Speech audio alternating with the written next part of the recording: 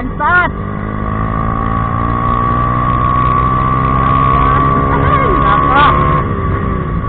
Kamote talaga. Kasi sa blind spot. Yan ang mahirap yan mga boss pag mga baguhan ka lang dito sa Marilaki. Na-advise ko lang sa inyo mga boss, pag baguhan lang kayo dito sa Marilaki, huwag kayong magtangka. Huwag kayong magtangka, mag-U-turn sa mga blind spot. Sigurado, yayarihin ka talaga. Lalo na pag mabilis yung takbo. Abutin ka talaga mga boss. Kaya ikaw, kung baguhan ka lang dito sa Marilaki, mga boss, so, pag blind spot, kabahan kayo. Yan ang advice ko sa inyo, mga baguhan dito sa Marilaki mga boss. Kaya huwag nyo nang subukan. Kaya mas maganda, mag-U-turn ka sa kitang-kita, harap likod, kaysa sa blind spot.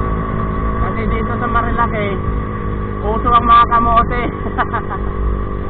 Kaya yun lang mga boss, advice ko lang sa inyo kung baguhan lang kayo. So, ride safe mga boss. Pag pumunta kayo dito sa Pota ng mga kamote.